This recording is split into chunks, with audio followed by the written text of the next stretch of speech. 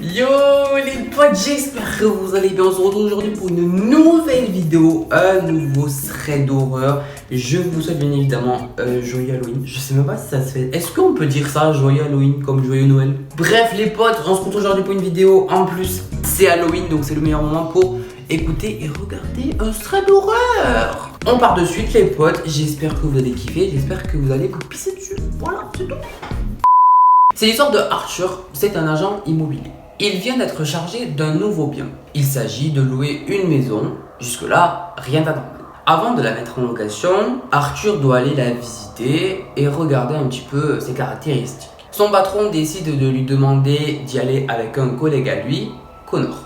Ils prennent le morceau de papier contenant l'adresse, montent dans la voiture et prennent la route pour environ 40 minutes. Pendant ce temps, Arthur lit les mails du propriétaire pour en savoir un peu plus sur la maison et justement ses caractéristiques. Il apprend que c'est une vieille maison construite en 1940 et plutôt isolée. Arrivé sur les lieux, il découvre une immense maison sur 2 étages. De l'extérieur, il voit 4 fenêtres fissurées, de grands arbres, les volets de la maison qui sont plutôt usés et rustiques, et l'allée avec de nombreuses fissures au sol. Après avoir pris quelques photos de l'extérieur, il rentre et constate que l'intérieur est complètement différent de l'extérieur. Parce qu'il est tout simplement beau. Le sol et les murs ont été refaits, ont été repeints. C'est comme s'il venait de rentrer dans une maison complètement différente vis-à-vis de l'extérieur et de l'intérieur. La maison contient déjà des meubles. Il y a une chaise, un canapé, une table et une télé dans le salon, une table et des chaises dans la salle à manger. Ils inspectent le reste de la maison et finissent par voir que les fenêtres sont intactes à l'intérieur, alors qu'ils avaient vu quelques minutes avant qu'elles étaient fissurées à l'extérieur. Ils décident de ressortir et vérifier et voient que effectivement elles sont fissurées à l'extérieur et en bon état à l'intérieur. Bon, ils se disent que c'est peut-être un effet d'optique, donc ils n'y prêtent pas attention. Malgré leur intention d'ignorer l'étrangeté de la maison, ils ont continué de trouver des choses étranges. Par exemple, en entrant dans la cuisine, le frigo est en marche, alors qu'il n'y a pas du tout d'électricité dans la maison, ça a été coupé. Ensuite, Connor décide d'aller au sous-sol, pendant que Arthur monte à l'étage. Devant Arthur se trouvent maintenant 7 portes similaires, 4 donnant à des chambres et 2 à des salles de bain. Puis il emprunte la dernière porte et monte donc au grenier. Il trouve de nombreuses boîtes, un petit peu le bordel, et décide donc de descendre aussitôt. Mais là, la porte est fermée. Elle est fermée alors qu'il vient de rentrer il y a au moins 2 minutes. C'est alors qu'il prend conscience d'un bruit. Des bruits de pas. Quelqu'un est dans le grenier.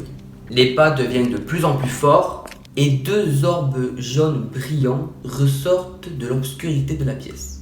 Puis des mains grises avec de longs ongles et qui tend la main vers lui. Sa première idée a été bien évidemment d'ouvrir la porte. Hélas, ça ne marche toujours pas et la porte est bien épaisse donc il ne peut pas l'enfoncer. Pendant ce temps, la chose approche de plus en plus de lui jusqu'à l'atteindre et le propulser par terre. Mais malheureusement, la chose est beaucoup plus forte qu'elle en a l'air. Elle n'arrête pas de répéter à quel point il doit rester pour l'aider, alors que lui, Arthur, continue de lui donner des coups pour essayer de lui échapper. À force, un de ces coups l'a fait trébucher dans les piles de boîtes qui se trouvent dans le grenier.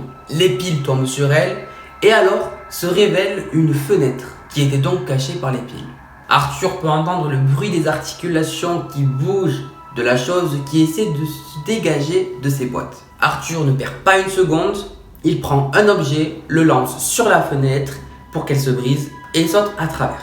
Heureusement pour lui, un immense arbre est accolé à la maison et lui permet donc de ne pas faire une grande chute et même de se rattraper. Il descend de l'arbre et se retrouve à côté de la voiture de Connor. Et c'est là qu'il se dit qu'il reste Connor à l'intérieur. Il se dirige vers la porte, elle est fermée alors qu'il ne l'avait pas fermée. Il essaye plusieurs fois de l'ouvrir jusqu'à qu'un moment Connor l'ouvre par surprise. Les deux se retrouvent donc dehors. Connor semble essoufflé et tous deux se regardent de bas en haut et voient qu'ils ont tous les deux des marques sur le visage et sur leur peau. Aussitôt, aucune parole mais des actes. Ils montent aussitôt dans la voiture et partent. Connor explique alors qu'au niveau du sous-sol, il n'a pas trouvé grand-chose à part une machine à laver et quelques vieux jeux de société. Il allait alors repartir jusqu'à qu'il a entendu un bruit. Il lui semblait que c'était un bruit d'un tuyau qui fuyait, donc il est allé voir. Et en réalité, C'était la chose qu'a vu Arthur dans le grenier. Connor alors courut aussi vite qu'il pouvait jusqu'à en être essoufflé et donc arrivé à cette fameuse porte d'entrée pour sortir. Tous deux restent choqués de cette expérience et ne l'ont raconté à personne. Quelques semaines plus tard, l'extérieur de la maison a été rénové et des locataires sont susceptibles d'y entrer et seraient très intéressés. Bon courage à eux. C'est tout les potes, j'espère que vous avez kiffé cette vidéo. Voilà, c'était un petit spécial Halloween, une grosse histoire, une grosse raid et pas des petites histoires. J'espère que vous avez kiffé, moi j'ai kiffé en tout cas les potes, je vous fais de gros bisous. N'hésitez pas à vous abonner, vous connaissez, c'est le soutien, votre meilleur pouce bleu, votre commentaire. Et je vous souhaite un joyeux Halloween même si ça se dit pas. Voilà, je vous fais des bisous, à bientôt les potes, ciao ciao.